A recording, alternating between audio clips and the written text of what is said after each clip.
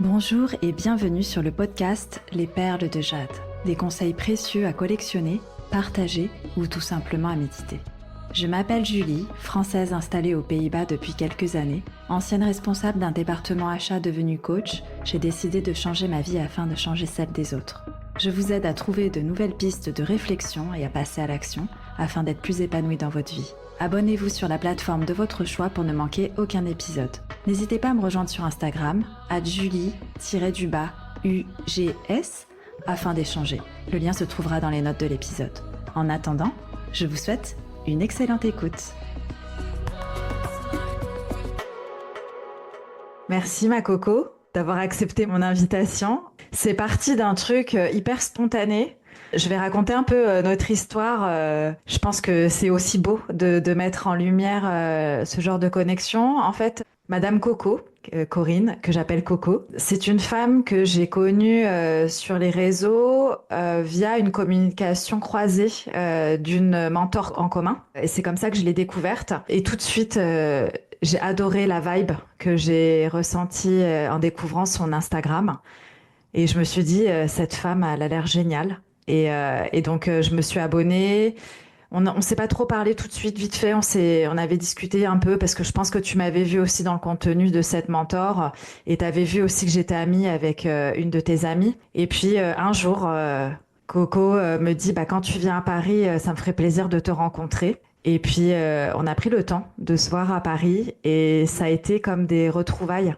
Une reconnexion d'âme à âme, je dirais. Je sais pas comment tu l'as senti. Bah, en fait, tu vois, rien que quand tu commences à parler et que tu racontes, tu vois, je pleure. Là, en fait, je sais pas ce qui se passe quand je parle avec toi. Ça me chamboule très fort. Effectivement, quand on s'est vu donc à Paris, je me suis sentie en terrain familier, en fait. Mm. C'était notre première fois. On a le peu qu'on a pu changer, même au travers des mots que tu pouvais laisser ou les commentaires que tu pouvais laisser sous mes stories ou mes posts et compagnie. À chaque fois, je ressentais une vibration. Comme je la ressens là aujourd'hui, j'en ai carrément les larmes qui me montent. Donc, voilà. Je sais pas si on nous voit, mais en tout cas, si on entend. Bon, les gens ne me connaissent pas forcément, mais en tout cas, c'est très, très, très fort, le ressenti. Mm. Merci, ouais, Coco. Et, euh, et voilà, une belle connexion qu'on a toutes les deux. Et je trouve ça beau qu'on puisse aussi montrer que les réseaux, ça peut aussi aller dans le réel et qu'il y a des connexions sincères de cœur à cœur et pas juste pour la fame ou pour la visibilité. Il y a vraiment des connexions plus profondes qui peuvent se faire et j'avais envie de mettre à l'honneur notre connexion, d'expliquer un peu le contexte dans lequel on s'est rencontrés. Et je vais me permettre de te présenter et je t'inviterai à compléter. Mais pour moi, en fait, Corinne, Madame Coco, Coco, selon votre degré d'intimité, c'est une femme qui est puissante, qui a beaucoup de charisme, mais qui est timide dans son charisme, qui œuvre pour aider les autres femmes aussi à cheminer vers leur puissance, vers leur comment en fait refléter leur beauté intérieure à l'extérieur, je dirais, leur personnalité et leur unicité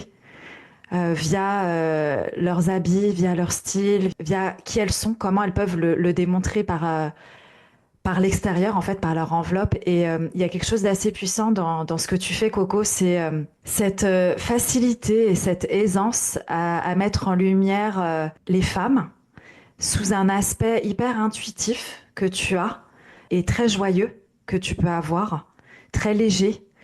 Quand on connecte à ton énergie, on ressent cette profondeur que tu peux avoir dans tes mots, dans ta joie et dans l'énergie que tu peux partager. Et je pense que c'est un énorme cadeau pour les femmes qui se font accompagner par toi, de pouvoir exprimer leur beauté intérieure vers l'extérieur. Et si il y a des gens qui comprennent pas ce que je raconte, bah Coco, Madame Coco, euh, c'est une conseillère en images qui vient sublimer en fait votre personnalité via votre style vestimentaire et bien plus. Ouais. C'est très, très joliment dit. Merci pour le charisme timide. Ça me parle. Mais je le reçois, c'est-à-dire que je sais que je suis charismatique. Je sais que je dégage quelque chose de puissant. Alors, on va dire qu'au fur et à mesure de mes accompagnements, bah, c'est moi-même que j'ai rencontré. en fait. Mm. Parce que finalement, dans le domaine, en tant que salarié, j'avais pas forcément l'occasion de me voir. Et effectivement, au fur et à mesure des accompagnements, il y a des connexions qui se créent, il y a des outils qui sont utilisés, et puis il y a le subtil qui vient en fait me guider beaucoup, que j'exprime pas forcément parce que ça se passe en fait quand on rejoint mon accompagnement. Ça, c'est la partie vraiment le cœur qui parle. Et puis il y a le côté rationnel qui aime bien en fait bah, exprimer quelque chose qui va aussi qui compte aussi beaucoup pour moi, notamment par rapport à la manière dont j'ai été éduquée par ma mère et un peu aussi par mon père, le côté très intellectuel. J'ai ce grand besoin d'intellectualiser les choses aussi parce que j'aime en fait les intellectualiser. Ça me fait vibrer aussi. Donc c'est vraiment un mélange de spiritualité, d'outils concrets et de science. J'aime me parler ces derniers temps de neuroidentité euh, pour accompagner les femmes justement à se libérer de ce syndrome de l'imposteur qu'on rencontre très pour une majorité. Et donc de venir utiliser justement le vêtement comme un outil d'ancrage, un outil qui va nous permettre de nous reprogrammer pour eh bien en fait incarner justement cette beauté intérieure dont tu parlais, et puis plus concrètement eh bien s'affirmer, se montrer, se révéler dans toute sa beauté. Ouais, très beau. Et là, je t'ai présentée en tant que femme entrepreneur, mais qui est Corinne, derrière cette image de femme entrepreneur qu'on peut voir sur les réseaux. Eh bien, j'ai envie de commencer par le fait que j'ai des enfants, parce que ça me représente beaucoup. C'est aussi la raison pour laquelle je pense être m'être lancée à mon compte aussi. Donc j'ai deux garçons. J'élève deux garçons. Je prends comme une mission parce que je sais que j'ai une vision de la femme et j'aimerais vraiment que la femme puisse se retrouver, en tout cas, plus légitime au quotidien et plus soutenue. Et donc, je sais qu'en élevant ces hommes, ces futurs hommes, en tout cas, je contribue quelque part aussi. J'adore mes enfants, j'adore être maman. Je suis aussi mariée. Ça va faire 18 ans que je suis avec mon amoureux. Et plus le temps passe, et plus on s'aime. On se dit, mais c'est un truc de fou. Parce qu'on communique, parce qu'on s'écoute, parce que moi je me développe, parce qu'il se développe aussi de son côté, à travers moi je pense. Et puis je suis la cinquième de la famille, d'une fratrie de 8 enfants. J'avais jamais remarqué d'ailleurs que j'étais l'enfant à peu près. Non, je suis pas tout à fait au milieu, mais je suis quasiment au milieu. Mais j'ai une position de leader, même dans ma famille, même par rapport à mes grandes sœurs. Voilà ce que je pourrais dire sur Corinne. Voilà, j'ai pas beaucoup d'amis. Je parle pas beaucoup de moi en réalité. J'aime bien faire parler les autres. C'est plus facile pour moi. Ouais, Et puis après, j'adore la danse. J'adore rencontrer des gens. J'adore connecter avec les gens. J'adore aider les gens. Ouais, voilà. Voilà qui est Corinne, derrière l'entrepreneuse. merci. Dans cet échange, cette conversation sur mon podcast, j'avais envie de te faire connaître à mon audience. Oui. Et ça m'a donné encore plus envie quand, suite à l'interview qu'elle avait faite, Laurie, à ton sujet, parce que faut dire que quand on s'est rencontrés toutes les deux, il y a quelque chose qui nous a rapprochés, c'est que malgré nous, hein, ça nous a rapprochés, mais tu venais de perdre ton père, tu te Oui, rappelles? Et oui, t'as quand même fait, on va dire, tu m'as quand même honoré de ta présence à ce moment-là, alors que tu revenais justement des funérailles de ton papa. oui. C'était tout frais. Et on a pu connecter directement sur quelque chose de très profond lors de cette première rencontre. C'était la place de la famille, comment on vit le deuil d'un parent, comment on se soutient entre frères et sœurs. Et j'ai trouvé ça très fort. Et moi, ayant traversé aussi, qui traverse encore le deuil de mon père que j'ai perdu il y a un peu plus d'un mois, j'avais aussi envie de parler de ça parce que ça me vient. Donc je me dis que tout est juste. C'est comment toi tu le vis? Tu as une fratrie où vous êtes 8. Tu perds ton papa. Tu m'as dit que c'était aussi un pilier de la famille. Comment tu vis ça? Je l'ai vécu comme je le vis. Alors on va dire que j'ai une capacité aussi peut-être à mettre de côté de temps en temps quand je dois me focus sur un sujet. Donc là, on va dire que je suis dans une phase de haut, parce qu'il y a des phases de bas aussi. Déjà, premièrement, j'ai mis beaucoup de temps à réaliser. Pourquoi? Mm. Parce que j'ai pas grandi avec mon papa. J'ai pas vu mon père pendant 15 ans de ma vie. Et quand j'ai pu le revoir, eh bien, on se voyait un petit peu, mais c'était pas quelqu'un qui était dans ma vie, donc j'avais pas l'habitude de l'appeler, de penser à lui pour lui demander, lui poser une question. Et puis après, avec les réseaux sociaux, je mets WhatsApp dans les réseaux sociaux, on pouvait de plus en plus communiquer. Et donc après, du coup, j'ai eu cette habitude, j'ai pris cette habitude de pouvoir lui partager ce que je faisais, euh, lui faire un petit message. Après, mon père, il vivait donc au Cameroun, donc avec une vision de la vie plus difficile, avec la présence de la mort très présente dans leur quotidien, en fait, puisqu'il y a des décès, il y en a quasiment tous les jours là-bas. Et puis, comme justement, c'est des grandes familles, bon, on va assister aux funérailles très souvent. Et je l'ai vécu un peu comme une. J'ai trouvé que c'était pas juste. Parce que je venais en gros, je récupérais un petit peu mon papa, et du coup, bah, on me le reprenait. Et en fait, quand on s'est vu, j'avais aussi fait un voyage à Marrakech. Après, je suis allée à Singapour en janvier. Et quand je suis revenue de Singapour, j'étais dans ma chambre, en train de me changer.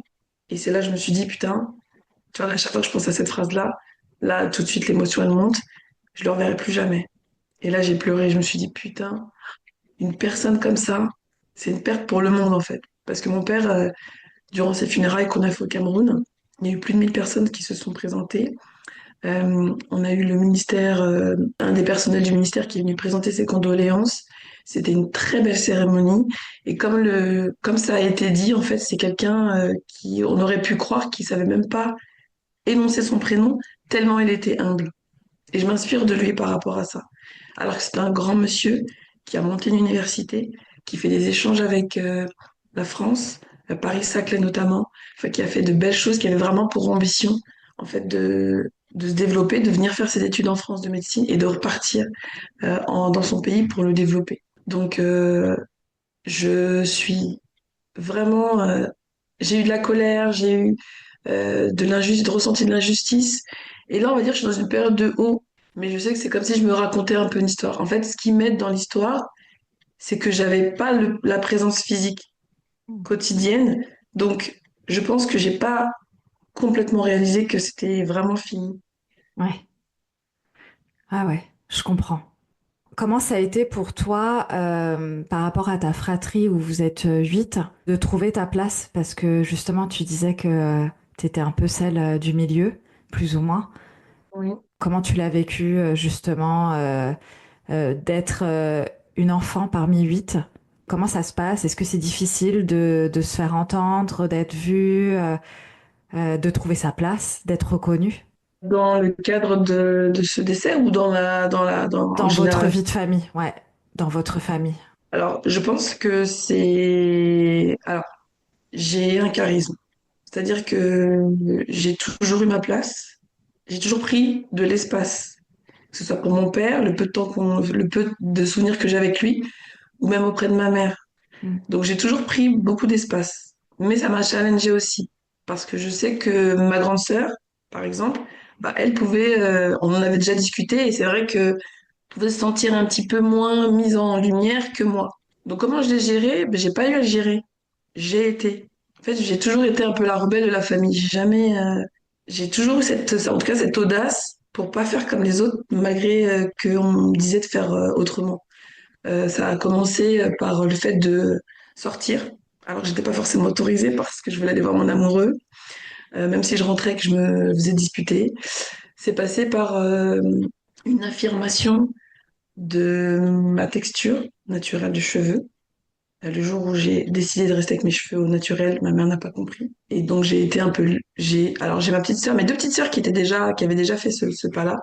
Mais du coup, moi, ça s'est peut-être plus remarqué sur moi parce qu'après, j'ai vraiment été dans des coiffures voyantes, quoi. Donc j'ai pas eu le sentiment d'avoir à faire ma place. J'ai vraiment pris ma place. J'ai vraiment pris ma place. Et je l'ai toujours aujourd'hui.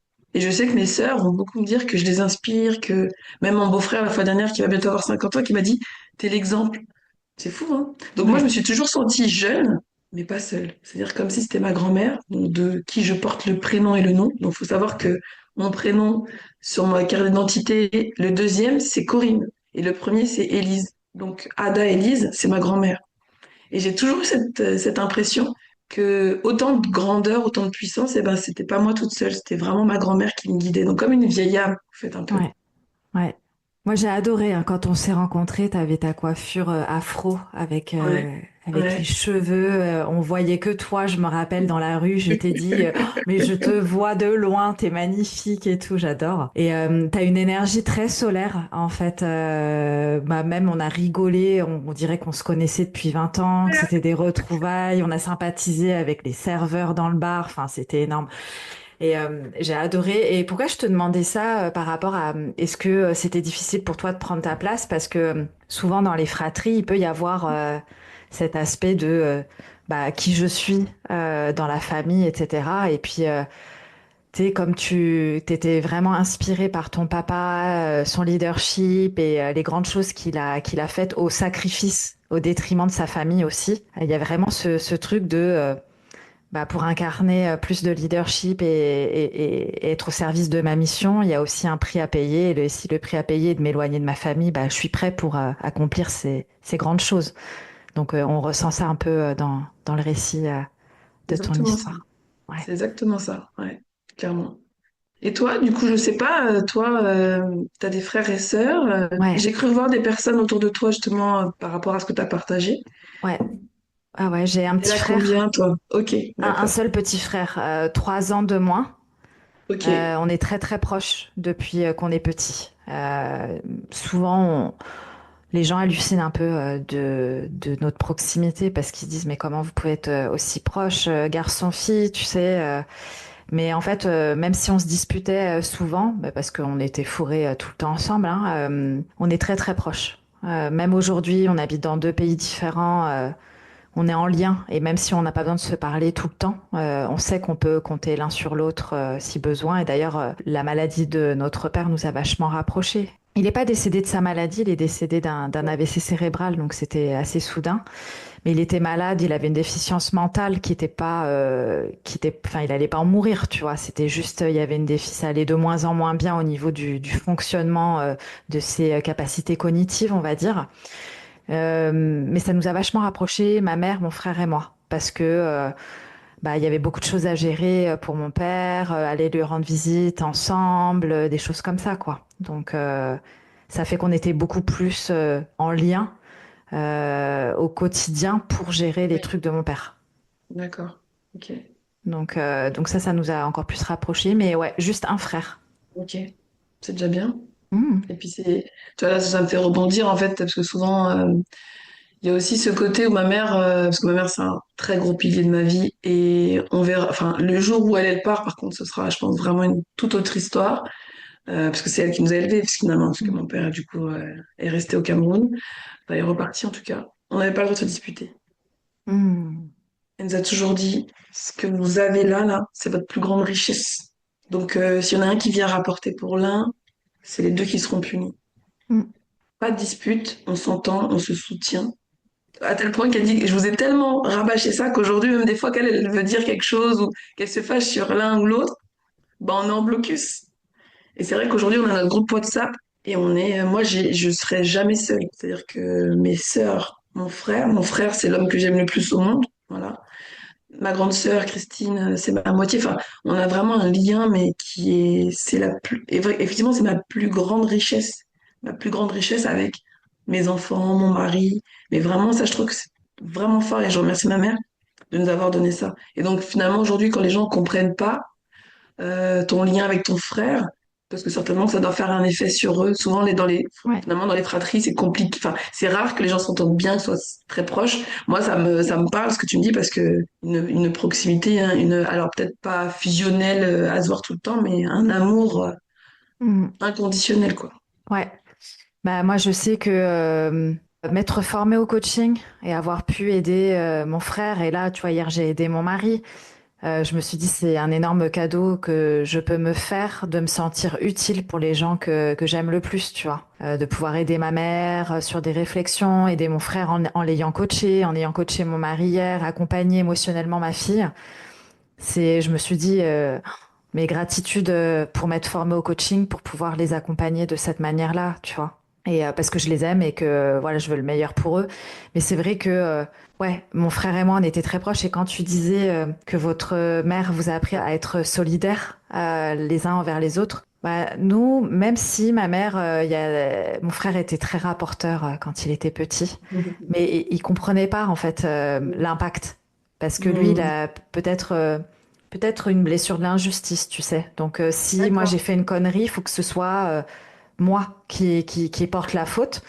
Mais ma mère, elle n'avait pas le time pour savoir, pour enquêter. Qui dit vrai? Donc on était tous les deux punis.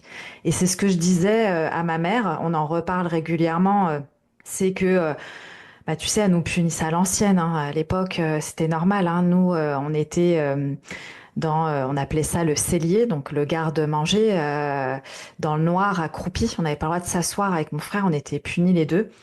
Et je disais à ma mère, en fait, ces moments-là, ils sont sacrés parce que on faisait des bêtises dans le cellier. Genre, mon frère me couvrait, je piquais des bonbons sur l'escabeau, dans le noir, etc. Moi, en plus, j'ai peur de la hauteur et tout. J'ai vraiment le vertige. Mon frère me couvrait en piquant des bonbons, on mangeait des bonbons en cachette, on cachait les papiers de bonbons derrière la machine à laver. Ça nous crée des souvenirs, en fait, d'avoir été punis ensemble. Donc ouais. Du coup, je n'en ai jamais voulu m'avoir balancé et mes cousins, ils me disaient, mais je sais pas comment tu fais pour t'entendre aussi bien que ton frère alors qu'il te balance tout le temps, quoi. Tu sais? Et je disais, bah, je sais pas, c'est mon frère et je pense que le fait d'être punis ensemble, ça nous a permis de vivre des choses ensemble. Et tu vois, finalement, je trouve que ça fait vachement écho. Moi, ma mère qui me disait qu'on on est solidaires et qui nous punissait l'un l'autre, bah, quelque part, ta mère, en vous punissant tous les deux, bah, ça a créé ça aussi. Tu vois, ça a créé de la solidarité quelque part aussi, quoi. Exactement. Ah, trop bien. Merci ma coco. Si on revient un peu sur ce que tu fais, moi je dirais que tu accompagnes vraiment les femmes à se sentir belles dans leur corps, dans leurs fringues et puissantes. Mhm. Il y a aussi, tu parles beaucoup d'alignement dans ce que tu fais, mais par rapport à ton histoire, qu'est-ce qui t'a donné envie de faire ce métier-là, en fait, d'accompagner de cette manière par rapport à l'image de soi? Est-ce que toi, tu as eu un parcours toi-même vers l'image de toi et qu'est-ce que tu voulais refléter pour avoir une envie d'accompagner les autres sur leur cheminement? Ce qui me vient là, tout de suite, c'est tu viens et ce qu'on te dit, c'est que t'es pas chez toi. Donc, il faudra toujours faire en sorte que tu te sentes intégré, que tu t'intègres, que tu fasses les efforts. Moi, j'ai été éduquée comme ça. D'où les cheveux lisses, d'où un savoir-être. Mes parents m'ont quand même élevé avec un savoir-être qui me permet aujourd'hui, moi, de m'intégrer dans différents milieux. Un bon phrasé, une bonne élocution. Le dictionnaire, c'était le dimanche. Moi, pas forcément moi, mais les sœurs apprenaient le dictionnaire le dimanche. Et au point où on n'a même pas, on connaît pas notre langue paternelle, parce que il fallait vraiment s'intégrer. Donc ça a commencé comme ça. Il y a une anecdote qui me vient aussi, c'est mon père qui me l'a raconté, qui me disait un jour, il est revenu me chercher de l'école et j'ai été en pleurs parce qu'en fait, je disais, Papa, à l'école, ils ont dit que j'étais noire. Est-ce que c'est vrai? Donc ça c'est quelque chose qui marque aussi, même si c'est une histoire qu'on m'a racontée. En tout cas, le corps, il a pas oublié. Et puis ensuite, on a eu ce déménagement. Mes parents donc sont séparés, ma mère a refait sa vie. Et donc me voilà arrivée au collège de Sens, seule noire dans le collège. Non, on était deux avec Mamadou. Et on pourrait parler d'harcèlement scolaire aujourd'hui. À l'époque, je savais pas, il n'y avait pas de nom pour ça. Mais tous les jours, en fait, c'était des réflexions sur ma couleur de peau, sur le fait que j'étais très maigre. On me demandait si j'étais anorexique. J'avais quand même eu la chance d'avoir ce compliment que j'étais plutôt jolie pour une noire. Donc ces choses-là m'ont marquée et je pense que inconsciemment, ça a en fait impacté mon désir en fait de moi me sentir à ma place. J'ai balayé en fait cette posture basse que beaucoup de d'Africains ont adoptée de manière consciente ou inconsciente, comme quoi on n'est pas à sa place, qu'il faut faire attention, que si on nous dit non, c'est parce qu'on est noir. En fait, j'en ai ras le bol. Je dis non, mais moi, ça me saoule en fait de me positionner comme ça. Je m'en fous. Donc, je vais commencer à faire ce que j'ai envie de faire. Je vais avoir envie de me montrer telle que je suis. Alors, je l'ai fait progressivement, mais quand je vois un petit peu ma vie, j'ai toujours quand même eu ce réflexe de m'adapter, de passer inaperçu en gros quelque part, malgré moi, mais j'ai jamais pu puisque Je suis pas quelqu'un de neutre, je suis quelqu'un d'atypique. Donc oui, en fait, je me sentais pas bien dans mon corps, je me sentais pas bien dans ma peau, je ressemblais pas à mes copines, les garçons ne voulaient pas sortir avec moi, je mettais des joggings en dessous de mes pantalons pour avoir un peu de silhouette, un peu de forme. J'aimais pas mon corps musclé, alors qu'aujourd'hui, bon bah c'est ce que les femmes rêvent d'avoir. J'aimais pas qui j'étais. Mhm. J'aimais pas qui j'étais. En tout cas, c'est l'histoire que je me racontais. Parce que finalement, c'est ce que j'entendais beaucoup. Beaucoup de femmes n'aimaient pas, enfin beaucoup de jeunes filles n'aimaient pas leur corps, étaient complexées. Et d'assumer qu'on se sent bien dans sa peau, c'est dire, c'est difficile parce qu'en fait, on a l'impression qu'on va être rejeté quelque part. Mhm. Si on s'aime, si on se trouve jolie, si on se sent confiante, si on n'a pas le même discours que les autres filles. Longtemps, j'ai eu ce discours-là, puis j'ai fini par le croire. Mhm. Puis après, j'ai fait le cheminement inverse. Et puis voilà, en fait, j'ai découvert le concert image parce que j'étais dans une société, je travaillais dans le référencement naturel avant. Et une de nos clientes avait un site internet et elle voulait qu'on l'aide justement à monter à rendre, être plus visible sur les moteurs de recherche. Je travaillais déjà à la visibilité des gens quelque part. Et elle m'a marquée. Et quelques temps après, j'ai été débauchée de cette société-là pour entrer dans une autre. Et là, ça s'est très mal passé. Et ce qu'elle m'a dit au moment où on a fait la rupture conventionnelle, elle m'a dit Coco, parce qu'on était amis avant de travailler ensemble, enfin amies, de bonnes copines, en tout cas d'espace coworking. Et elle m'a dit, t'es pas faite pour faire ça. T'as une lumière, t'as un truc. Et sur le moment, tu comprends pas. Tu dis, bon, c'est que c'est pour que ça passe mieux, pour que j'aille travailler, voilà. Et puis aujourd'hui, je comprends. Je comprends. Donc j'ai repensé à cette femme qui m'avait marquée, parce que je me suis dit, ok, maintenant, qu'est-ce que je fais en fait de ma vie en fait? Qu'est-ce que je fais? Qu'est-ce que je peux donner pour que c'est du sens et que je prenne du plaisir à travailler en fait, parce que je me suis toujours sentie mal dans le domaine de l'entreprise. Et donc j'ai repensé à cette femme, Adeline, qui est comme voilà, ça fait partie des mentors que j'ai rencontrés et qui m'a formée au conseil en image.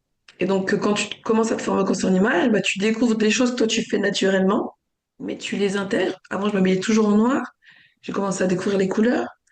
Je faisais pas forcément attention à ma silhouette, donc j'ai commencé à regarder mon corps aussi autrement. Et puis j'ai commencé à apprécier mon corps. Et puis ensuite, je voulais plus que ça parce que je voulais, je trouvais ça superficiel en fait, le vêtement. D'être Mhm. payé pour faire ça, j'étais pas à l'aise en fait. Mais tu es payé pour habiller des gens, enfin faire quelque chose que tu sais faire naturellement, mais allô. Donc j'ai cherché, et c'est là où j'ai effectivement découvert le côté développement personnel, état d'esprit, mindset, et donc c'est ce qui m'a permis de donner ce côté un peu plus intellectuel aux vêtements. Mais en fait, j'ai fait tout ce travail sur moi, sur l'image que j'avais de moi-même. Et en fait, en faisant ce travail sur moi, j'ai compris qu'en fait, déjà, je pouvais changer plein de choses à propos de mon identité. Et en accompagnant, bah, je m'accompagnais aussi. Et au fur et à mesure, je pense que c'est là où j'ai commencé à voir qui j'étais Mhm. vraiment. Enfin, qui j'étais vraiment. Je pense que je ne le serai jamais vraiment parce que c'est un chemin de vie pour moi. Mais où j'ai commencé à prendre conscience de l'image de soi, de ce qu'on se raconte, de la manière dont on va s'habiller, ce que ça renvoie.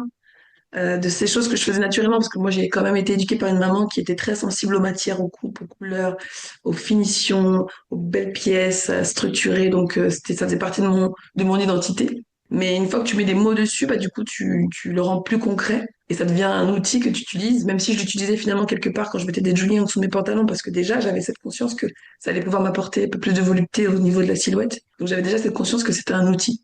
Et donc c'est mon cheminement personnel que je transmets aujourd'hui. C'est pour ça que j'aime parler de mentoring, parce que finalement, c'est mon expérience à moi qui me permet d'accompagner les autres. Donc Mhm. aujourd'hui, je ne connais pas les couleurs par cœur.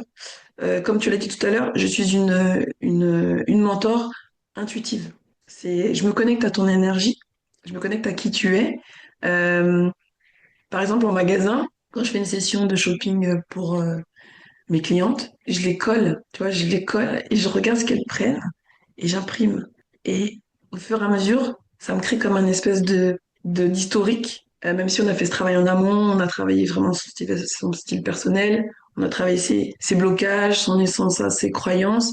On a commencé à faire, à constituer des éléments pour qu'on puisse constituer sa garde-robe. Mais quand on est en session shopping, il y a quelque chose d'autre qui se passe. C'est que parfois, ça va être une partie à distance, et puis quand on se rencontre, bah, il y a une connexion aussi. Moi, je me Ouais. connecte à leur énergie.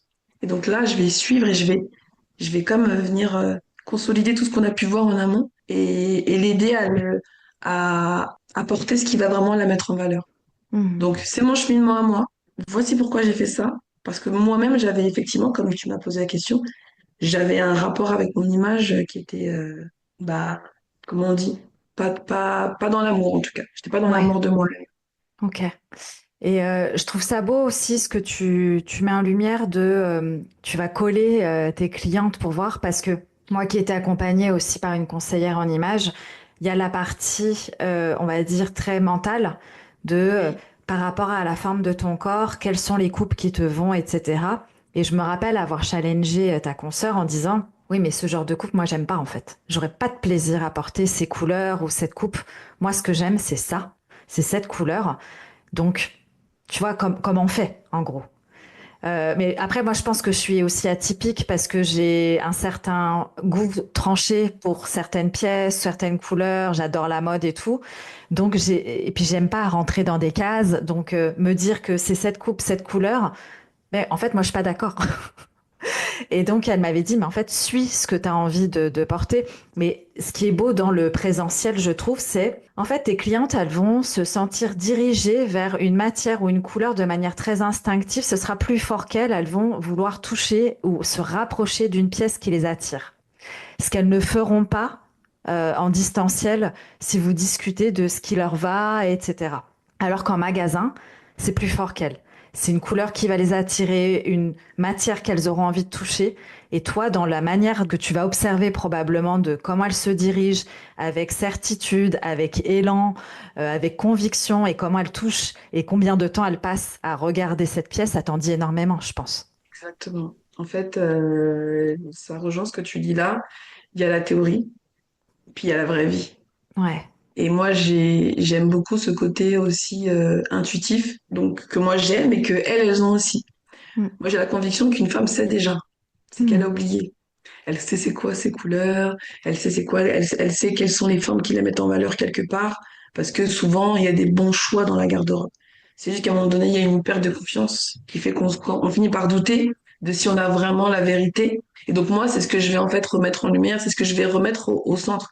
Et ça fait un beau parallèle avec la vie personnelle, professionnelle. Donc le vêtement, ça reste un outil qui est censé être au service de notre corps. Mais j'ai déjà réalisé des tests de colorimétrie. Donc, les tests de colorimétrie, c'est pour savoir quelles sont les couleurs qui nous mettent en valeur. Mais moi, je les fais les yeux fermés. Pour que la femme, elle ressente. Qu'est-ce que je ressens quand je mets cette couleur, quand on impose cette couleur-là? C'est quoi? Qu'est-ce que mon corps, il dit? Qu'est-ce que je ressens? Pour reconnecter, en gros, ça. Et Ouais. quand on parle de puissance, c'est ça la puissance, en fait. C'est Ouais. de dire, putain, en fait, on dit souvent tout est là. Mais oui, tout est là. Mm. Et donc, quand je vais les suivre, effectivement, bah, c'est pour voir c'est quoi qui les appelle. Et j'aime bien aussi en même temps faire une espèce de masterclass en live. En gros, maintenant regarde cette matière-là, ça va te mettre en valeur par rapport à ce que tu me dis. Et donc là, on va reconnecter à ce qu'on a pu se dire en amont pour en gros qu'elle ancre les conseils, mais qu'elle se les réapproprie. Mhm. Et souvent, c'est les doutes parfois qui vont l'amener vers telle matière ou telle couleur, ou parfois ça va être l'intuition. Et moi, je suis là pour Mm. guider l'intuition Ouais. et pas le formatage ou pas les croyances dont on a envie de se délester. Ouais. Et ben, en fait, on fait la même chose sous une autre forme. Quand moi, j'accompagne les femmes entrepreneurs à reconnecter à leur business de manière moins stratégique et plus intuitive et plus dans le corps. Quand, par exemple, si elles me disent, oui, mais moi, j'accompagne ce type de clients. Et puis, si je les reconnecte à leur ressenti et comment le corps réagit, mais en fait, parfois, c'est une stratégie très mentale parce qu'elles se sont dit, peu importe les injonctions, que peut-être cette niche-là, c'était plus facile de faire de l'argent. C'est typiquement des femmes qui vont vouloir accompagner que des entrepreneurs et pas des particuliers. En fait, ça vient pas du cœur. Ça vient d'une stratégie mentale. Et comme il n'y a pas de lien entre la tête et le cœur, elles n'arrivent pas à vendre. Tu vois? D'accord. Ça me parle, tu me Mm. dis. Ça me parle. Et du coup, ouais, je testerai. Tiens, tu pourrais nous partager un petit tips Ouais, ouais. En fait, ce que je fais souvent déjà pour moi, quand j'ai envie par exemple, Cash in Flow, comment je l'ai lancé, parce qu'on en a parlé tout à l'heure, euh, je sortais d'un lancement à zéro vente de mon mastermind. Je t'aime pour Euh, ça. Je t'aime pour nous partager ça. Ouais, ouais, parce que franchement, c'est ça que j'aime chez toi. C'est que dans l'énergie, dans les mots, c'est hyper aligné. C'est hyper vrai, en fait. Et ça vaut de l'or. Moi, quand je regarde tes stories, je suis hypnotisée. Et je te l'ai déjà dit. Ouais. Je suis hypnotisée. Et ouais, en fait, ce que tu vas nous partager là comme conseil, là, ça vaut tout l'or du monde pour moi. Donc pour celles qui sont réceptives, ça va être pépite, mais je sortais d'un lancement à zéro où je l'avais fait dans une certitude de je l'ai déjà tellement vendu ce mastermind, je sais que c'est facile, tu vois. Et c'est une énergie, on va dire, où je suis un peu venue les mains dans les poches. Mais du coup, quand on a cette énergie-là, une certitude que j'appelle mal placée, elle n'est pas connectée au cœur, elle est connectée à la facilité de faire de l'argent, tu vois. Elle n'est pas connectée à comment je peux aider mon prochain. Et donc, le lancement à zéro n'a pas été une surprise pour moi, dans le sens où même si j'avais fait un prévisionnel pour un chiffre d'affaires allant de 40 à 60 000 euros et que j'ai fait 0 euros, en fait, j'ai juste pris ça comme une opportunité de mieux recalibrer. Et donc, même pendant mon lancement, j'ai audité mon business en disant, OK, il y a quelque chose que je ne fais pas bien et quel est ce petit truc que je peux peut-être shifter déjà dès aujourd'hui et peu importe si je le verrai dans mes résultats de vente pendant ce lancement ou plus tard. Parce que tout ce que je fais aujourd'hui est au service des femmes que j'ai envie d'aider et à mon service également. Et donc, j'ai fait donc un lancement à zéro vente et j'avais clôturé les portes le jour de mon anniversaire, tu vois. Et je disais à mes clientes, en fait, pour moi, c'est pas un échec, c'est une leçon qui est très précieuse parce que c'est qu'est-ce que je décide de faire de ces résultats-là et qu'est-ce que je décide de vivre. Donc, je ferme les portes de mon anniversaire, ça devait être un lancement à succès, ça ne l'a pas été, et j'ai quand même passé la journée avec moi-même. Je suis allée me faire les ongles, coiffeur. Je suis allée déjeuner dans un super resto. J'ai mangé un homard toute seule avec une coupe de champagne. Je suis allée m'honorer, tu vois.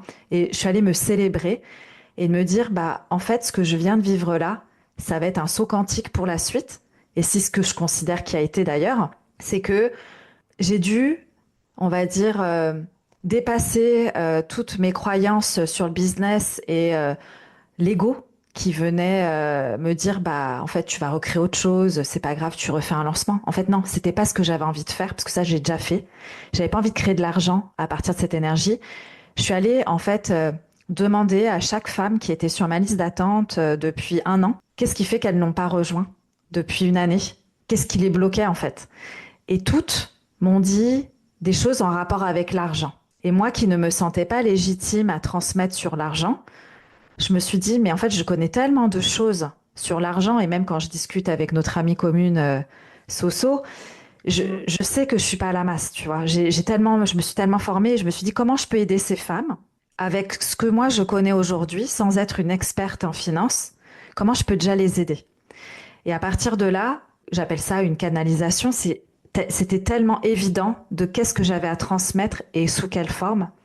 Et donc, je leur ai proposé de les accompagner sur le mindset, l'énergie, l'abondance, pour qu'elles puissent apprendre à assainir leur fondation et créer de l'argent d'un espace qui est juste pour elles, un espace qui est sain et nourrissant. Et donc, j'ai lancé cette offre-là. Et puis, bah, c'est pas ces 4 ventes, j'ai fait 4 ventes à ce moment-là, c'est pas ces 4 ventes qui m'ont aidé à générer tout le chiffre d'affaires que j'ai fait après, c'est l'énergie dans laquelle j'étais. J'étais tellement dans une vibration d'abondance, de comment je peux servir les femmes qui ne sont pas prêtes pour mon mastermind, ici et maintenant. Et ça a été tellement, je pense, dans mon énergie, tellement reçue à l'extérieur que même mes clientes, mes anciennes clientes et tout, il y en a plein qui sont revenus dans mon univers et tout. Et en fait, j'ai enchaîné les mois à 10 000 euros hors taxe de chiffre d'affaires encaissé. Parce que c'est pas ce que je fais, mais c'est qui je suis, en fait, qui fait que je vends. Je peux dire tout et n'importe quoi, mais comment je vais le dire, c'est comme tu disais en début d'épisode, comment je touche le cœur de mes clientes, comment je touche le cœur des personnes qui me lisent ou qui m'écoutent, qui fait que ça les déclenche vers l'achat. Et ça n'a rien à voir avec ce que je propose et le prix, c'est comment ça vibre quand les personnes le reçoivent. Miam, miam, miam. Donc voilà, On du coup, voit, je on voit, suis... on voit. Ouais, J'adore parce que je vibre en même temps quand je t'écoute. En fait, j'arrive à me connecter presque à ton énergie et ça me fait, je sais pas si je me connecte ou en tout cas, ce que les mots que tu utilises, ça vient provoquer une espèce de vibration à l'intérieur. ouais, Et ça, c'est intéressant quand tu dis ça, mais Là, on l'entend souvent. Quand tu le dis, on sent que tu le vis vraiment. Mais quand on n'est pas dedans, c'est super dur en fait. Ça reste vraiment abstrait de se dire qui je suis, tu vois. Parce que le qui je suis, c'est quoi derrière? C'est ok des pensées, des émotions. C'est effectivement se connecter à l'abondance, ok. Mais finalement, concrètement, l'abondance, bah, c'est quoi pour moi? Tu vois ce que je veux dire? Ouais, ah ouais, complètement. Et justement, c'est ce que j'ai partagé aussi à mes clients, parce que je leur partage beaucoup les dessous de mon business. Qui je suis, et j'en parle d'ailleurs beaucoup en ce moment, c'est qui je suis, c'est qu'est-ce que je pense, qu'est-ce que je dis, qu'est-ce que je fais. Est-ce que tout est lié en fait? Est-ce qu'il y a un lien de connexion entre tout ça? Ou est-ce que je porte un masque quand je fais quelque chose, quand je vends, tu vois, par exemple le mastermind à ce moment-là, quel masque je décide de porter et le lien est-il assez solide avec mon essence, avec qui je suis quand personne ne me regarde? Est-ce que je suis celle qui va pleurnicher parce qu'elle a fait 0 vente ou est-ce que je suis celle qui va dire, OK, si personne n'a acheté, c'est parce qu'elle se sentait pas, soit pas assez concernée par ce que je proposais, soit il y a un autre blocage. Mais quel est ce blocage? Au lieu de rester dans ma tête et de faire des suppositions, je suis allée me confronter au caca, aller voir ces femmes-là en disant, qu'est-ce qui a fait que vous n'ayez pas rejoint? Et si c'est un problème d'argent, c'est quoi votre problème avec l'argent en fait? Et après, plus je les écoutais, plus je me dis, mais je peux les aider aujourd'hui déjà. Et donc j'ai même des copines entrepreneurs qui disaient, mais tu t'es éparpillée en faisant cette offre-là parce que tu n'es pas mentor finance, tu n'es pas coach finance, c'est pas ton ADN en fait. J'ai dit ou pas. Peut-être que tout ce que j'ai traversé depuis que je suis petite par rapport à ma relation à l'argent, c'est quelque chose que je peux transmettre, qui a beaucoup plus de valeur pour ces femmes-là, qui aujourd'hui traversent des blocages financiers et qu'elles ne se sentent pas appelées par mes mentors qui sont Julien Musi, David Laroche, ma copine Francesca Thaïs ou Delphine Pinon ou même Sophie. En fait, c'est des personnes qui résonnent peut-être pas avec ces univers, mais qui me font confiance pour en tout cas aller assainir un terrain où il y a beaucoup de choses qui les empêchent d'expanser. Donc, comment moi je peux les aider à peut-être aller se faire accompagner par d'autres mentors en finance? Et je me suis connectée avec humilité à qu'est-ce que moi Hmm. je peux apporter avec le cœur. Pas avec j'ai peur de faire faux, je suis pas experte, mais qui je suis pour les aider. Et ben je suis peut-être un step plus loin. Je suis celle qui peut générer 10 000 € par mois hors taxe. Je suis celle qui peut rebondir après un lancement à zéro. Je suis celle qui peut s'en sortir après une séparation. Tu vois? J'adore. Ça apporte un autre angle. Ça me parle beaucoup. Notamment parce que la semaine dernière, dans ma newsletter, justement, parce que je parle de shift d'identité. Et je voulais donner un exemple concret de ce que ça pouvait donner. Et donc, moi-même, bah, partager un peu en transparence, c'est quoi le shift d'identité que j'aimerais accomplir? Eh bien, c'est effectivement cette identité en relation avec l'argent. Et c'est Hmm. vrai que c'est quelque chose qui revient souvent chez moi, ce besoin de parler d'argent, mais comme toi, pas forcément comme toi, tu as pu le ressentir, de me dire, mais non, je suis pas légitime pour ça. Et la fois dernière, j'ai fait un déjeuner avec une amie qui me parle de son mari. Donc c'est ce que j'ai abordé dans ma newsletter, qui me dit qu'elle a failli se séparer de son mari, que c'est compliqué entre eux. Et elle me dit en fait, la raison c'est que bah il a eu un héritage où il a de l'argent, mais il fonctionne. Lui, son objectif c'est vraiment avoir sa retraite le plus tôt, donc il est focus sur l'argent. Et elle me dit, mais j'ai l'impression que j'ai pas choisi la bonne personne. J'ai l'impression qu'on n'a pas les mêmes valeurs. Et puis quand on continue à creuser un peu, eh ben je me reconnais dans ce profil. Et donc je lui partage en fait, c'est quoi derrière en fait, derrière cette attitude, derrière ces réflexes, derrière ces réflexions, que ça avait rien à voir avec elle, mais que ça avait à voir avec lui et sa relation à l'argent. Et que c'est quelqu'un voilà qui a perdu peut-être son père et qui a peut-être mis la sécurité dans l'argent et qui en fait aujourd'hui c'est plus fort que lui ses actions, ses réactions-là et que ça avait rien à voir avec elle. Et en fait elle était ravie parce que j'ai pu le mettre en lumière. Ça faisait 3 ans, en gros, qu'elle essayait de comprendre qu'ils ont été voir une thérapeute, mais elle avait pas eu ces mots-là qui lui permettaient de comprendre son mari et d'avoir envie d'être de son côté plutôt que d'être contre lui, en fait. Hmm. Donc, ça rejoint vachement ce que tu dis là, en fait, c'est, bah, à ce moment-là, j'ai été moi. Et donc, on n'a pas fait une formation, je l'ai pas fait voilà. Mais en gros, qui j'étais, ce que moi j'ai vu, le travail que je fais sur l'argent et comment en fait assainir ma relation à l'argent, bah, lui a permis, elle en tout cas, de comprendre. Donc, ça rejoint ce que tu dis et ça résonne beaucoup avec moi. Ouais, trop beau. Merci pour ton partage d'expérience. Et du coup, en parlant de conjoint, parce que là, je te disais que je m'étais séparée à un moment, et comment toi tu vis le fait d'être entrepreneur? Je sais pas ce qui fait ton mari, je me rappelle plus, tu m'en avais parlé, mais comment tu vis le fait d'être entrepreneur et potentiellement, en tout cas aujourd'hui, peut-être gagner moins que lui ou après avoir été salarié avec un salaire, d'avoir une instabilité financière? Ouais. Alors, notamment le fait de pas être à l'aise à parler d'argent, ça a pu être challengeant, notamment dans le désir d'avoir été éduquée avec la vision de il faut que je sois indépendante, il faut que je Hmm. sois autonome.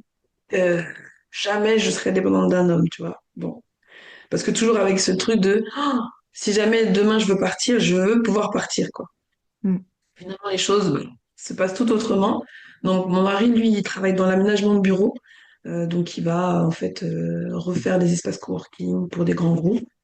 Donc, il n'est pas à son compte, mais il a la posture d'un chef d'entreprise puisqu'il a des parts dans la boîte. Mais de toute façon, depuis le début, il est comme si c'était sa boîte. Que ce soit par rapport à son salaire, par rapport à ce qu'il gagne. Enfin, vraiment, en tout cas, c'est sa boîte, quoi, pour lui. Et donc, il gagne plus que moi, largement plus que moi. Et comment je le vis? Bah, en fait, on le vit comme une équipe. J'ai mis du temps, mais j'ai compris qu'en fait, moi, mes challenges avec mon business, mes chiffres d'affaires qui vont être soit tantôt hauts, soit tantôt bas, cette insécurité, enfin, cette instabilité financière en tout cas, bah, j'ai vu que ça l'impactait aussi. Il n'y a pas que moi, en fait. Il me l'a dit ça une fois. Il m'a dit, mais en fait, tu sais, quelque part, c'est aussi ma boîte parce que je vois l'impact que ça a dans ta vie, sur ta joie de vivre aussi, ça t'occupe beaucoup l'esprit. Et moi, de voir ma femme avoir l'esprit occupé, d'avoir là ma femme à être challengée, bah, ça m'impacte aussi. Donc, en fait, bah, on est une équipe. Hmm. Donc, il me soutient, il croit en moi. Et ça, en fait, ça vaut de l'or. Donc, je me suis détachée peu à peu de ce désir d'être indépendante financière, et c'est Francesca justement qui en avait parlé, mais plutôt ce désir d'être autonome. Voilà, autonome. Moi, j'aime être autonome financièrement, mais finalement, c'est un peu commun parce qu'on Hmm. a notre maison, on a nos enfants, on a une vision commune, donc on est une team en fait. On est Ouais. une team.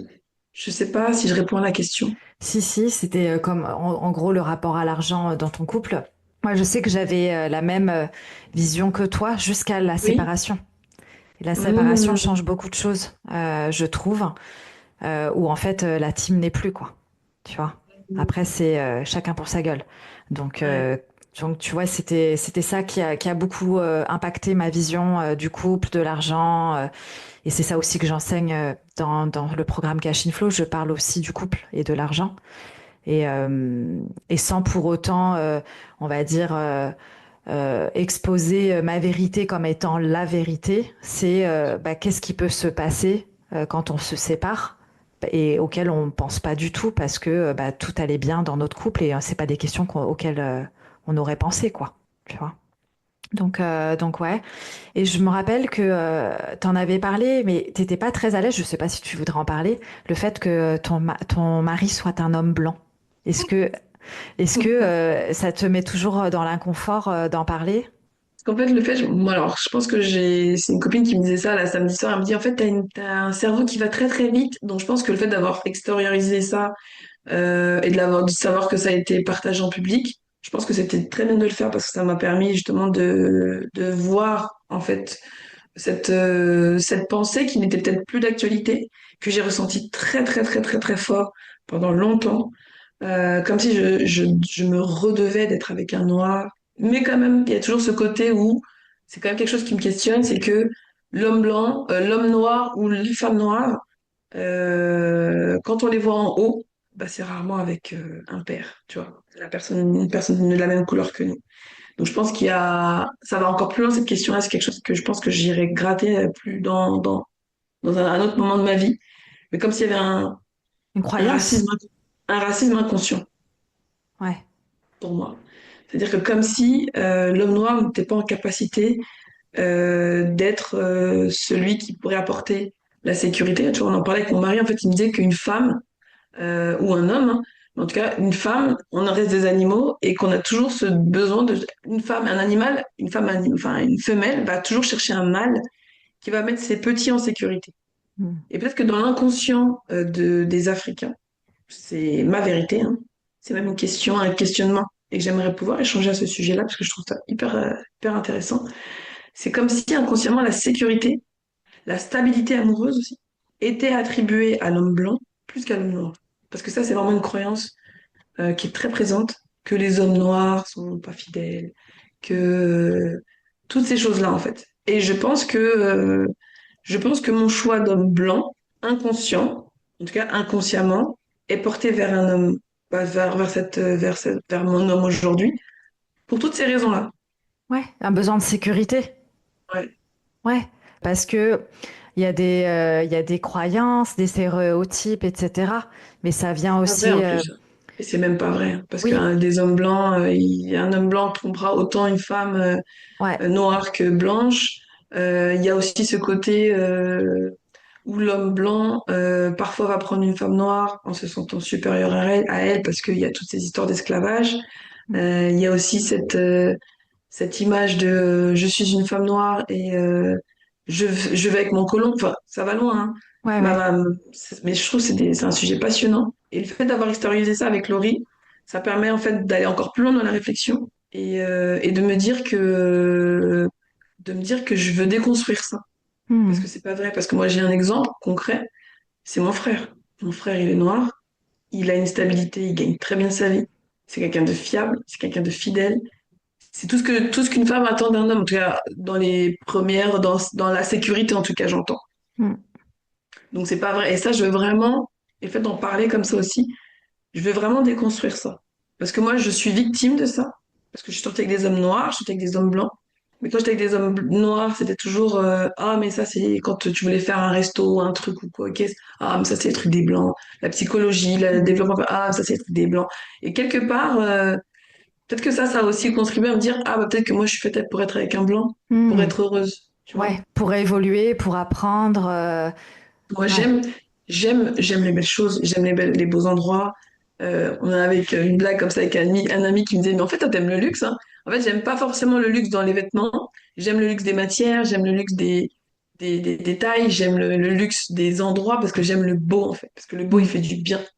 Et donc, je pense que oui, ces réflexions de ces ex-là, africains, ou de ces hommes avec qui tu peux discuter africains, qui vont, en tout cas à l'époque, hein, ça remonte à longtemps, hein, mais qui disaient ça, je pense que ça a contribué à renforcer, ça a créé même la croyance que pour avoir tout ce que je voulais, eh ben, ce serait chez un homme blanc que je trouverais. hmm, ouais.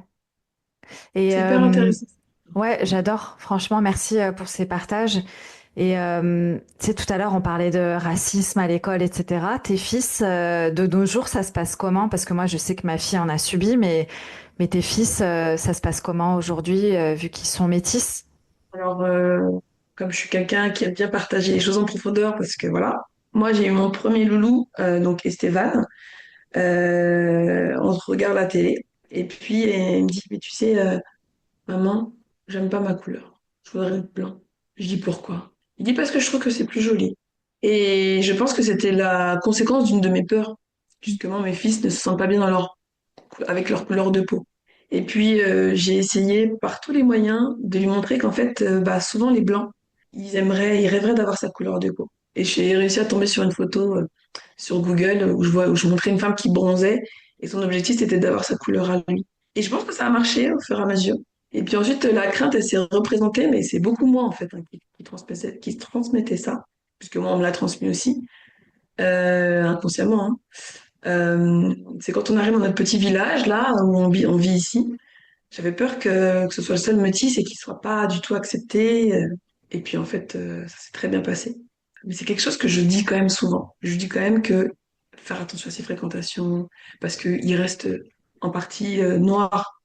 Donc lui, ça s'est très bien passé, au point où une fois quand j'ai fait une sortie avec sa classe, les filles ont commencé à dire, ah ben moi quand j'étais avec Esteban, ah ben non, moi quand j'étais avec Esteban, enfin bref, tout ça pour dire que presque la cote, mon fils. Voilà. la cote. Donc pour lui, ça se passe très bien. Et puis après, il y a eu Andrea. Donc c'est mon deuxième fils. Et puis bah lui, c'est pareil. Il n'a pas aimé sa couleur de peau, pas aimé sa couleur de cheveux. Il voulait être blanc. Et même, il se moquait de son frère en disant, des fois, quand il voulait l'insulter, en gros, enfin, quand il voulait dire des choses méchantes, de toute façon, toi, t'es marron foncé, toi. Tu vois, t'es plus foncé. Donc, il y a eu un travail sur ça aussi, pour que, en fait, il se rende compte que même si son frère, il est plus foncé, bah, il a la même, c'est le même ADN, quoi. Et aujourd'hui, je pense que ça va mieux, mais je pense que mes fils, ils aimeraient quand même avoir des cheveux plus lisses, avoir une couleur plus, peut-être plus claire. Parce qu'en fait, ma belle-mère, la mère de mon mari, par exemple, pour mon premier, était très présente. Donc on était beaucoup, il était beaucoup avec elle, beaucoup avec des blancs, donc le seul métis. Donc finalement, tu t'identifies aussi à des gens qui te ressemblent. Moi, Mm. ma mère avait déménagé, elle a vécu au Canada pendant 10 ans, donc il l'a pas vu pendant 10 ans. Là, il la revoit seulement maintenant. Donc ça contribue à l'identification et à la construction. Donc je pense que ça participe à ça. Et puis plus moi, mes croyances et mes peurs ont fait que bah, ça a peut-être été transmis aussi au Ouais. passage. Donc c'est un sujet et on continue d'évoluer sur ça. Et je continue d'évoluer sur ça, c'est-à-dire que j'ai quand même été éduquée par rapport à ça, donc je pense que ça reste encore un petit peu en moi. Et donc je le transmets sans vraiment le vouloir. Mais leur père aussi, eux, bah voilà, il fait le travail aussi. Parce que par exemple, la dernière fois, Esteban, il nous a dit, mais tu sais, maman, il me parle normalement hein, à l'école. Et donc là, c'est son père qui a réagi en se disant, mais bien sûr qu'il, enfin, encore heureux qu'il te parle normalement. Ce serait même de se dire le fait de te dire qu'il te parle normalement, qui est déjà pas normal. Mais bref, c'est quand même un sujet qui est présent chez nous, quoi. Mm. Donc toi, tu me dis que ta fille aussi avait, Ouais. comment ça s'est passé pour elle, du coup? Est-ce que Bah, toi, t'es métisse ou pas? non, moi je suis 100% asiate Ok. et mon homme est caucasien, donc il est suisse. Et c'est vrai que tu sais, quand je l'amenais par exemple à la crèche, au début les gens pensaient que j'étais la fille au père, tu vois, parce qu'elle ressemblait plus à son papa qu'à moi. Elle faisait pas très asiatique au début. Et puis ensuite, il y a plein de trucs où elle fait des remarques. Bon, elle comprend qu'elle a un mix, tu vois, donc elle dit, ouais, moi j'aurais bien voulu avoir tes cheveux parce que j'ai ceux de papa qui sont très fins et fragiles. J'aurais bien voulu avoir tes cheveux un peu plus épais, où on peut les coiffer, on peut faire plus de coiffure et tout ça. Et puis elle disait, c'est mes pieds, tu vois, elle disait, ouais, mes pieds, j'ai les pieds de papa, j'aurais bien voulu avoir les tiens. Donc il y a vraiment ce truc-là où elle dissocie la partie asiatique et, on va dire, et suisse. Mais c'est le regard extérieur qui lui rappelle qu'elle est différente. Parce que déjà, on est aux Pays-Bas. Les Pays-Bas, c'est des châtains et des blonds. Grands. Ça va, elle est grande. Mais il y avait vraiment ce truc où, comme moi, je l'ai subi aussi dans mon enfance, hein, qui se moquent, qui disent qu'on est chinoise, tu vois, parce que les gens font rarement la différence entre des Asiatiques et des Chinois. Donc il y avait ça. Et puis, elle a mis du temps à comprendre, comme je pense, comme comme toi, quand tu as posé la question à ton père, à l'école, ils disent que je suis noire, tu vois. Elle, je pense qu'elle se voyait pas asiatique. Bah oui. Et elle a compris parce qu'ils n'arrêtaient pas de lui faire des blagues en faisant semblant de parler chinois. Et c'est là où je pense qu'elle a dû se dire, mais pourquoi ils me font cette blague que à moi, tu vois? Et même elle faisait des blagues avec eux.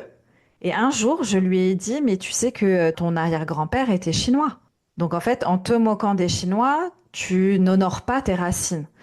Là, ça lui a fait un truc. Donc en fait, c'est là où elle a petit à petit compris elle avait des origines asiatiques. Mais au début, elle a eu du mal parce que comme elle est née aux Pays-Bas et qu'elle baigne Sûr. avec les Pays-Bas, en fait, tu te vois pas, Bah oui. Bah, tu bien vois. sûr, tu ne vois pas. Ouais. Mm. Donc ça, là, il y a eu un truc, un travail sur justement l'image. Et puis, elle était en surpoids aussi. Elle est à quel âge? Peut-être 8, 9 ans. Donc, elle a été victime de grossophobie aussi, où les enfants la traitaient de grosse, etc. Où faisaient des blagues, faisaient des groupes sur WhatsApp en l'appelant Lana le gros sac, des choses comme ça. Le nom du groupe, hein, WhatsApp, Lana le gros sac. Donc, tu vois, c'est assez violent. Donc, elle a aussi eu cette expérience qui était assez douloureuse pour elle. Maintenant, bon, elle a dépassé ça, mais c'est vrai que c'était douloureux pour elle. à son âge de le vivre de cette manière-là. Ça me fait mal au cœur. Et elle a quel âge, du coup, là, Là, elle aujourd'hui? va avoir 12 ans. Ok. 2011? Non, 2013? Ouais. Donc, Ah ils ouais. ont un an d'écart avec Esteban. Mm. Ok. Donc ouais. Et en fait, là, c'est tout ce que tu dis, c'est par rapport, quand si on fait le lien avec ton métier, c'est comment tu peux te sentir bien dans ta peau et comment ton fardeau peut être une force, en fait. Comment tu peux mettre ce qui te différencie en lumière au lieu de vouloir le cacher. Exactement. C'est exactement ça. Parce qu'on est plutôt tous un peu éduqués à être plutôt neutres et Mm. pas trop visibles. Et justement, ce qui nous différencie des autres, on a tendance à croire que c'est quelque chose de pas forcément intéressant. Mm. Euh, et moi, c'est vrai que c'est une décision que j'ai prise quelque part. Quand je fais mon récit là, je me rends compte que c'est une décision que j'ai prise, que ma différence serait pas une tare en fait, que ce serait Mm. ma force. Et Ouais. là, aujourd'hui encore, je vis dans un village où ça vote à plus de 80% pour ou le RN ou le FN. Et je suis fière de venir avec ma grosse touffe, avec ma couleur bien marronnée, mon grand sourire, ma grande lumière. Et même pas et avoir des gens qui peuvent même pas s'empêcher de me dire bonjour. Tellement je rayonne et qu'en fait, je dégage quelque chose de plus fort qu'une simple couleur. Ouais.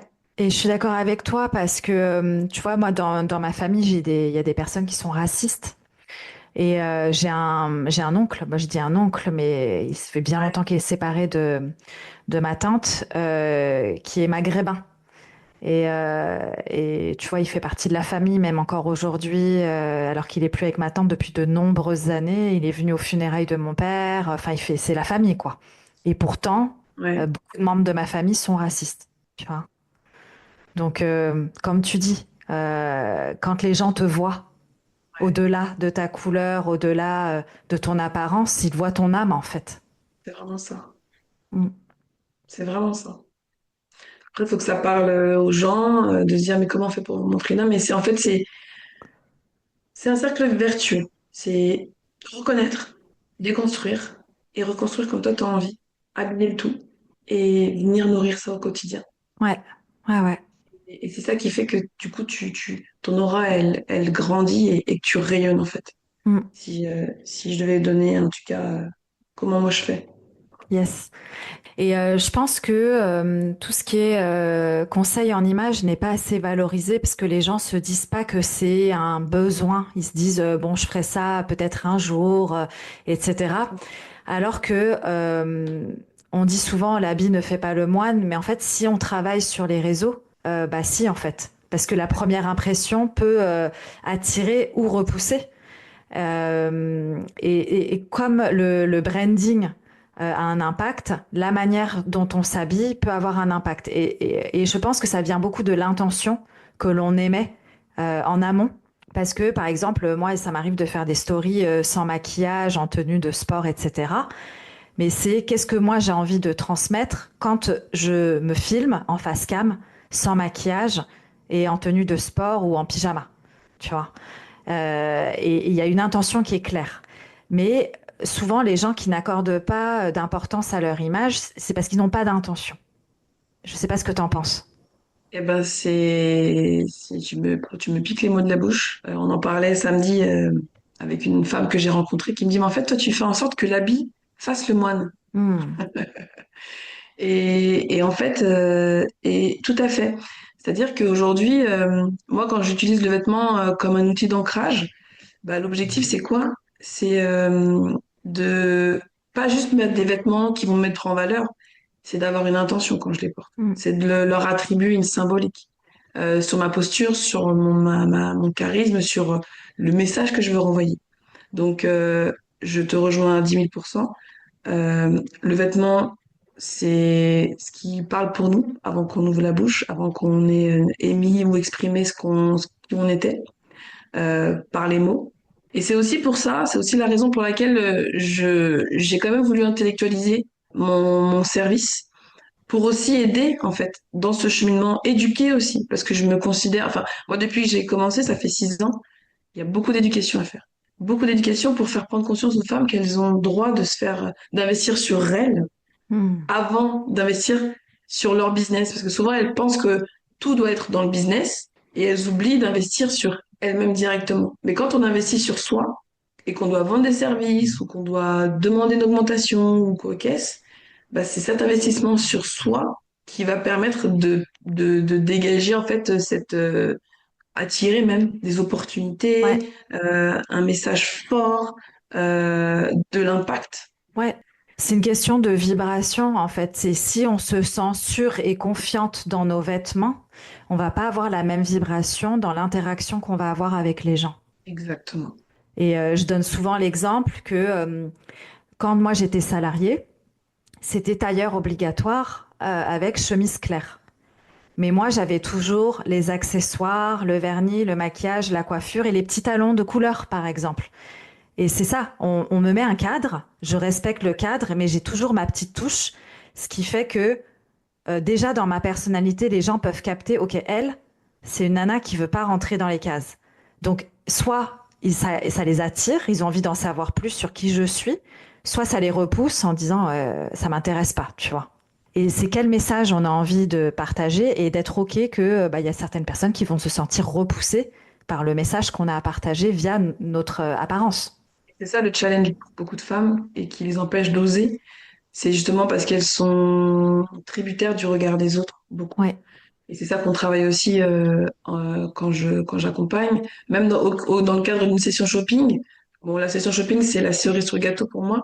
Mais ce qu'on va travailler en amont, c'est effectivement à réussir à reconnecter à sa beauté hmm, pour qu'en fait, elle puisse rejaillir tout simplement. Et qu'en fait, quand tu reconnectes à ta beauté, à ta puissance, à ta valeur aussi, parce que quand tu reconnais ton corps, tu te donnes de la valeur. Tu hmm, boostes ton estime personnelle. ouais, Et c'est ce qui va te permettre derrière bah, d'oser porter cet accessoire, cette paire de talons ouais. rouges, ou cette paire de baskets rouges, ou cette paire de chaussures léopard. Bref, quelque chose qui va venir exprimer qui tu es. Ouais, exactement. Et encore une fois, c'est pas une question de forme ou de costume, c'est bah, il y a certaines personnes qui vont se sentir puissantes en tailleur et d'autres personnes qui vont se sentir étriquées, en fait. Et c'est comment on se sent vibratoirement. Et je parlais souvent aussi des fois où j'allais en entretien, j'aimais bien mettre des sous-vêtements puissants. Donc les gens ne les voient pas. Mais c'est dans la vibration de comment moi je me sens dans ces sous-vêtements. J'adore. Et c'est pareil pour faire du sport. Il y a des sous-vêtements dans lesquels je sais que je vais être performante dans le sport parce que je me sens bien. J'adore. C'est exactement ma vision. Je parle de neuroidentité, de reprogrammation par le vêtement, en fait. C'est-à-dire que Ouais, on parle, moi, je m'intéresse pas mal au hack qu'on peut apporter au ouais, cerveau. Et effectivement, quand je pose la symbolique, quand je pose l'intention dans tel vêtement, eh ben derrière, ça va m'apporter la symbolique que j'ai recherchée. Et il y a une étude qui a été réalisée comme ça sur deux groupes d'individus. On mettait la blouse blanche à certains individus et leur capacité à réaliser des tests était probant versus ceux qui n'avaient pas forcément la veste. Parce qu'il y avait un symbolique, on sait tous, la symbolique, elle est ancrée dans la société. Une blouse blanche égale intellectuel, égale médecin, égale. Et donc, pour dire que donc là, quand on fait découler justement quand on s'approprie cet exercice-là, ce test, cette étude à notre quotidien, eh ben on sait qu'aujourd'hui, le vêtement, donc l'enclosed cognition, ça a un vrai impact sur notre perception ouais. personnelle et l'image on va renvoyer aux autres. Ouais. Et j'ai un contre-exemple aussi. Je suis allée au Four Seasons en mars et j'étais en jogging basket avec de la boue dessus et un manteau de ski. Et parce que je vibrais la certitude que j'avais ma place dans ce genre d'établissement, il n'y a pas de honte qui émanait de ma posture et dans les interactions, je culpabilisais pas d'être habillée comme une plouque, tu vois. Et donc, du coup, c'était normal pour moi d'aller dans ce genre d'établissement parce que pour moi, ma higher self, elle va dans cet établissement, elle va skier, elle va faire son jogging et c'est normal de revenir avec de la boue, en fait. Et c'est cette vibration-là qui fait que, normal, il n'y avait pas de place, mais on m'a accueilli quand même dans l'établissement malgré tout parce que bah, j'avais ma place. Ça se sentait, en fait, que j'étais à l'aise. Et parce que quand on vient pas de ce monde-là, on peut se dire, il faut absolument être bien sapé pour pouvoir rentrer dans cet établissement. Mais en fait, dans ce genre d'établissement, quand c'est ta norme, tu es dans tous tes vêtements de toutes les situations. T'es pas tout le temps bien sapé, en fait.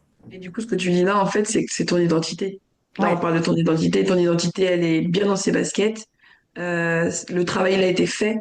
Et ouais, aujourd'hui, moi, l'objectif, en tout cas, que j'ai pour les femmes que j'accompagne, c'est que finalement, peu importe effectivement ce que je vais porter, bah, comme le travail est solide à l'intérieur, bah, derrière, quand je vais porter quelque chose, je sais que la vibration restera présente et je me sentirai bien dans mes baskets, quoi. ouais. Ouais, non, c'est complètement ça. Et c'est une question de posture aussi, tu vois, d'identité, de posture, etc. Et c'est tout un travail mindset. Et je trouve ça génial que tu fasses le travail mindset avec tes clientes. Parce que quand tu culpabilises, t'as honte ou tu te sens pas à ta place, ça se ressent peu importe les vêtements que tu portes. Donc, tu peux avoir fait le taf Voilà. sur l'image. La posture peut tout changer. Exactement. Et du coup, moi, quand je parle de posture, effectivement, je parle de ce travail mindset qui va faire que ce que tu vas, en fait, le discours intérieur que tu vas entretenir va impacter ta posture, Ouais, va ouais, ouais. impacter tes actions, va impacter les résultats que tu vas pouvoir attirer dans ta vie. Et, et c'est pour ça que je pouvais pas concevoir d'habiller des femmes sans faire ce travail de mindset au minimum. Alors après, il y a des femmes qui vont avoir effectivement un niveau avancé en termes de mindset, mais parfois n'ont pas forcément travaillé sur leur image personnelle, où il y a toujours un intérêt de venir travailler sur certaines questions qu'on ne se sera pas posées, où on aura encore évolué. Donc, du coup, là, on va dire que une partie de soi sera encore un peu en arrière et aura besoin d'être réactualisée. Ouais, Donc, c'est toujours intéressant de se dire, en fait, non, non, ah ben je l'ai fait une fois, non, non, tu peux le refaire parce que du coup, tu as envie de réactualiser cette identité et intérieurement et extérieurement. ouais, tout à fait. Bah, réconcilier toutes les parts de soi au final, pour qu'il y ait plus de dissonance dans qui tu es et qui tu veux montrer. Tout à fait. Ouais, C'est vraiment ça. Et pas se ouais, sentir déguisé.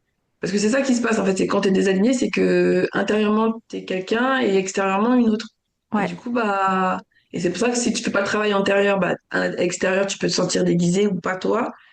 Et c'est pour ça que je mets vraiment un point d'honneur sur les deux.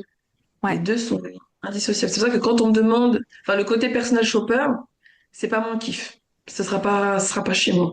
Juste venir dans l'idée que je te fasse un relooking, ce sera pas intéressant. Par contre, s'il y a une intention derrière, de vibration, d'énergie, de symbolique, déjà moi j'ai besoin de vibrer parce que mm, c'est ce qui me permet de me connecter à la personne. Et là, ce sera possible. Sinon, mon corps, il sera fermé et ça fonctionnera pas comme ça peut fonctionner à l'habitude. Donc, il y a vraiment besoin de créer une connexion, un échange, euh, voilà, d'avoir une vision. Une vision, en fait. C'est pas juste des vêtements, c'est une vision. C'est un message. C'est ouais, hyper important. ouais, je suis d'accord. Et tu vois, j'aimerais revenir sur cette notion de costume. Donc, en effet, quand on réconcilie toutes les parts de soi, bah, c'est quelle part de toi tu as envie d'exprimer? Est-ce que c'est la femme puissante? Est-ce que c'est la maman bienveillante? Est-ce que c'est la sportive, etc. Donc ça, ce sont des parts de soi, mais ce sont pas des costumes, des masques que l'on met, genre on se déguise pas, puisque ça fait partie de nous. Et donc il y a une nuance dans incarner quelqu'un qu'on n'est pas pour une image fade, froide, tout ce que tu veux, et incarner une partie de soi. Et c'est ça, je pense qu'il y a une nuance que les gens n'ont pas. C'est que oui, on peut porter des costumes, on peut se déguiser, mais est-ce que ça reflète une partie de notre personnalité où on essaie d'être quelqu'un qu'on n'est pas du tout? Ouais. Et là, c'est très subtil. Très, la confusion peut vite se faire. Parce que il y a aussi le discours où on va dire de porter des vêtements qui sont déjà avancés par rapport à nous. Tu vois ce que je veux dire? Fake it until you make it, incarner sa higher self. Yes, Mais c'est pour ça moi, en là, fait. et il y a vraiment, c'est hyper intéressant parce que là, on va aussi vers l'abondance, etc. C'est, par exemple, je disais à mes clientes, si votre higher self, elle a l'habitude d'aller dans des palaces, c'est pas d'aller claquer vos économies dans des repas frugaux dans des palaces. C'est commencer peut-être par boire un thé ou un cappuccino, voir comment vous vous sentez dans cet espace-là. Est-ce que les gens qui fréquentent ce genre d'endroit, ce sont des gens que vous avez envie avec lesquels vous avez envie d'interagir, etc. C'est ça en fait, incarner sa higher self, c'est aller tester pour voir si vraiment on se raconte pas des histoires de ce qu'on aimerait ou si on est vraiment prête à se diriger dans cette direction. Et c'est pareil pour les vêtements. Si par exemple notre higher self elle met des talons aiguilles, bah, de peut-être essayer d'en chausser, par exemple si on veut des loups-boutins, admettons, les essayer pour voir déjà comment on se sent. Est-ce qu'on se sent maladroite? Est-ce qu'on se dit je me vois bien marcher avec ce genre de chaussures et ça me ressemble. Ou là, en fait, je me sens complètement déguisée parce que d'habitude, je suis tout le temps en basket, en fait. C'est intéressant. Ça me, ça me donne presque envie faire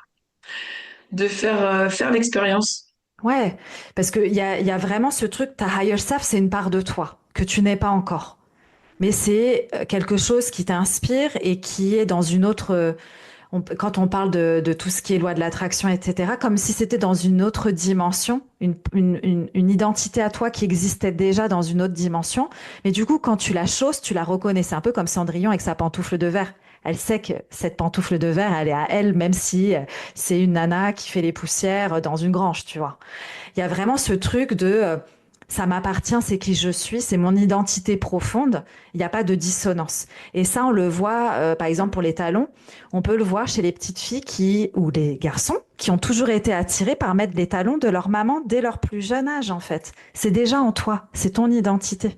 Et c'est ton degré d'autorisation, peut-être, des blocages mindset qui font que tu n'oses pas porter des talons parce que peut-être tu t'es fait agresser dans la rue une fois, du coup tu penses que tu attires trop l'attention parce que peut-être tu fais 1,80 m et tu veux pas être plus grande que tous les mecs parce que tu as peur de leur faire peur. Il y a beaucoup de blocages mindset, mais c'est en toi.